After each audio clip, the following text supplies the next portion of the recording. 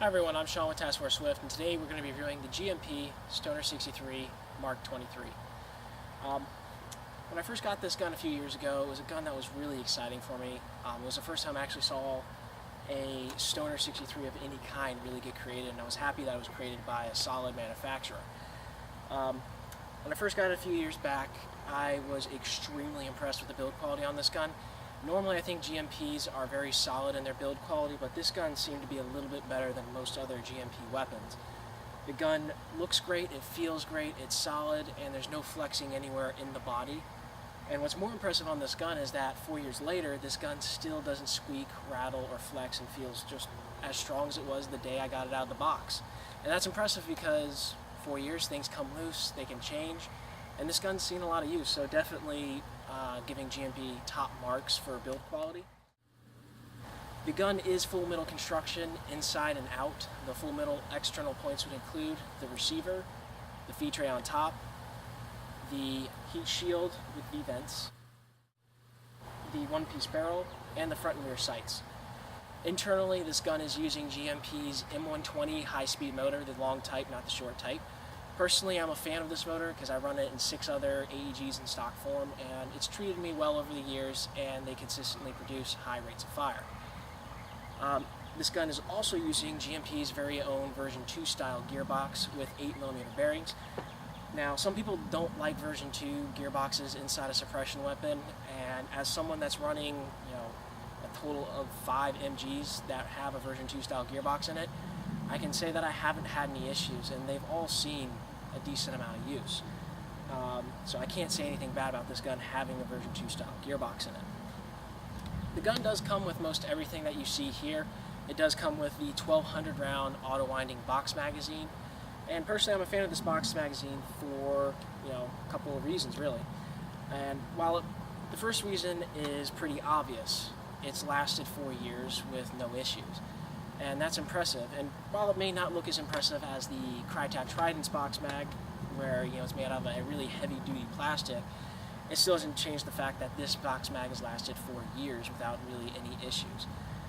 The other thing that I really like about this box mag is it does a really good job of making sure that you're always being fed BBs, even when you're low on ammo. So I can't say anything bad about the box mag for this, really. The battery compartment is located in the stock of the weapon. Just remove 2 screws and you'll see a Dean's type connector waiting for you. Now, Dean's isn't always the most popular battery type out there, so for those of you that don't have a Dean's type and you don't want to buy a Dean's type battery, you can just spend $4 or $5 when you get this weapon and get an adapter that goes from Dean's to small or Dean's to large. And the great thing about this battery compartment is, while it doesn't look to be the biggest battery compartment, it's actually quite spacious inside. I've fit up to a 9.6 volt 3800 millihenries battery large type with the Dean's to large type connector for the extra wiring, and this battery compartment has completely stowed it safely. Now, the only things I have really come across that don't fit it is obviously the 10.6 and 8 volt batteries that are meant for crane stock weapons, or stick type batteries for an AK or something like that. But for the most part, if you have like an 8.4 9.6 large or small type battery or a nunchuck style battery, it will fit in this weapon. The hop-up unit on this gun is located where the breech would be. The flap normally comes down. I own 2 of these. They've always been down. You can push it up, you can pull it down, but I leave it down. And I love this hop-up unit for a couple of reasons, really. The first reason is it's easily accessible. I mean, you can sit there on the field and adjust the hop-up on the fly quite quickly and easily, which is a great thing because, say hypothetically you run .25s in this gun and your buddy only has .2s or .28s, you can quickly re-zero this gun to optimize it for those specific BBs that you're now having to use in a pinch. And the other reason why I really like the hop-up unit on this gun is it's extremely strong for a stock AEG. I found that this actually tends to outrange some modified AEGs in its stock form. The hop-up unit helps it gather a really long range, and it helps it produce consistent shot after shot results. In fact, some people on my team have dubbed this thing as a laser because all you see is just a stream of white BBs all going to the same place. So now we've talked about what the gun comes with and our first impressions of it. Let's talk about the goodies. This gun is rated at 350 FPS out of the box, and while that's not particularly ground shattering, it's still solid for all fields, really. So this is a weapon that you shouldn't have any engagement distance problems with or anything like this. This is a green tape weapon. Not much is really advertised about the rate of fire on this weapon, where people like KWA will advertise 20 BBs a second. And not that there's nothing wrong with that, it's actually a very smart thing to advertise something like that. I just wish that, G&P did its own advertisement for this weapon, because its rate of fire is well above average. We do a performance test later in this review, which has a chrono session, and as you will see, this is doing around that 20 BBs a second marker, which is above average. Now, while nothing here is particularly ground-shattering, so to speak, with this weapon from a performance or on paper spec sheet, but what is impressive is how it is on the field. I own about 30 other primary weapons right now, and this is arguably one of my best field weapons, because it takes that good rate of fire, good FPS, that long engagement distance, and puts it into a form factor that you don't see every day. I own quite a few MGs that range from the stereotypical like M249 to the not so stereotypical Crytek Trident LMG, and I can say that none of them feel this good on the field. The weight dispersion on this gun is great, it's not nose heavy, and I haven't really found a scenario with this weapon that it feels, out of place. I've used it in room clearings, I've used it in tight spaces in the field and in open fields, and it's just always at home is how it feels. It's not bulky, and to be honest, if you can carry an M16 around all day or an M4, you can carry this around all day. It's just a very light, portable, compact weapon that can seriously lay out some hate. Alright, so I have a saying that no gun is without its faults, and despite this being a really great gun to me over 4 years of use, it doesn't change the fact that I have had some speed bumps with it along the way. I would probably say the worst speed bump I've had with this gun was actually a result of user error. When I first got this, I was unaware that I needed to set the motor height when I got the gun. I naturally thought it had this whiny sound when it shot, and lo and behold, I stripped a pinion gear in the motor. So it was a quick and easy fix. I can post up a video on how to adjust the motor height and do a motor replacement on this if you ever needed to, but I don't hold it against this gun, because if you look at the bottom of this one, which you probably won't come up on video, there's no Loctite in the screw. I have a second Stoner 63 that is about 6 to 8 months of age that I got just because I wanted to rail it and have one Vietnam era and the other a little bit more of a modern twist on it. And one thing I noticed on the new Stoner 63s that are coming out right now, they have Loctite on the bottom screws. They don't have an unnatural winding sound to them when you shoot it, so I can't hold it against the gun. G&P's already taken note to this situation, and they have fixed it, and as a new consumer, it's not something that you would have to worry about. The next thing that I noticed with this gun is that even though it comes with a 1200 round auto-winding box mag, and you think that you're good to go with it, you realize that the gun's rate of fire can empty this 1200 round box mag pretty quickly once you get into the thick of it. And considering this is a $400 to $450 weapon, it is kind of annoying that you're going to most likely want to shell out another $100 to $110 for a spare box mag for this.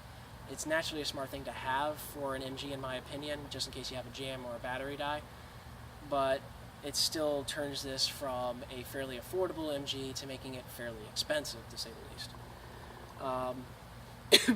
And that kind of leads into my next point. This gun doesn't have rail space. The only way that you're going to get rails on this weapon is if G&P decides to make more of their railed Stoner 63s and actually bring those back to the United States, which I haven't seen since it was first introduced. So if you want rails, you're going to have to spend another $85 just to have the rail kit installed for the front and top of the weapon. And the whole point of me bringing this up is that when you add a spare box mag and when you add the rail kit to this gun, should you deem it really necessary, it becomes a very expensive MG, and one of the more expensive MGs on the market at that point in time. And that is something that I did hold against it. And finally, the only other real issue I've had with this gun is out of the 3 box mags that I own for it, I've had one jam on me in 4 years. It was a pretty quick and easy fix, but it's still jammed. It's still something that's worth noting, but it really isn't that serious because 4 years with this much use, it was kind of bound to happen at some point. But now that we've given you the good and the bad with this gun, let's continue on with our review and see how this thing does for its performance test.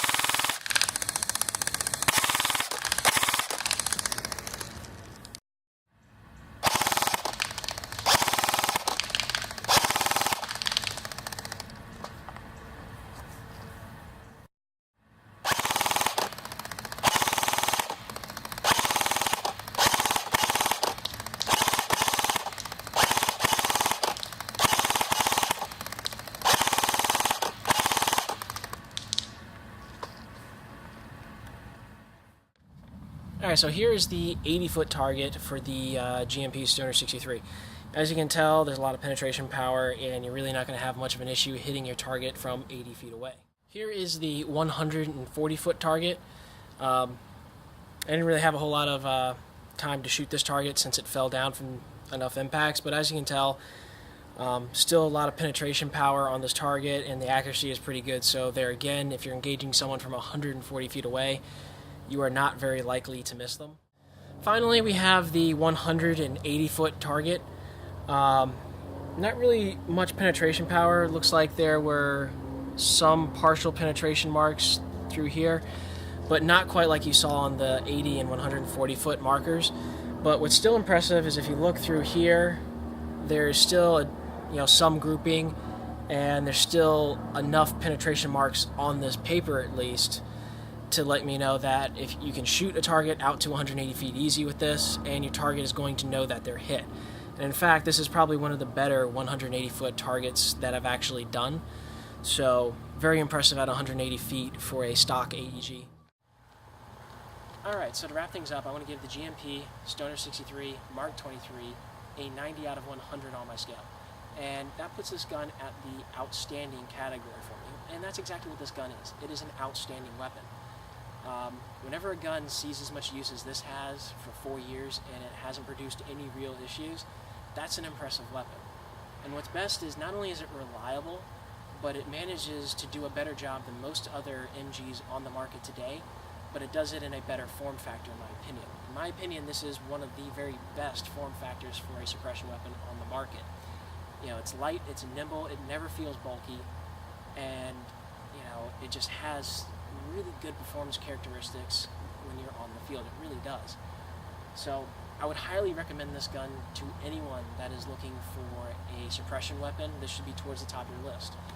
And if you're just looking for another primary weapon, you have the money to spend, I would also highly recommend that you get this gun. Trust me when I say you will not regret it. If you have any questions on this, feel free to post up in the comments section below, or if you have any constructive criticism, also feel free to post it in the comments section below. Or you can also hit us up on our public Facebook page, Task Force Swift, or our Instagram, which is also Task Force Swift. I will put all that information in the description box below, along with some links to some combat footage for this gun so you can see it in action. And I would say tune in the next couple weeks for our review on the Ares M110. I'm Sean with Task Force Swift. See you then.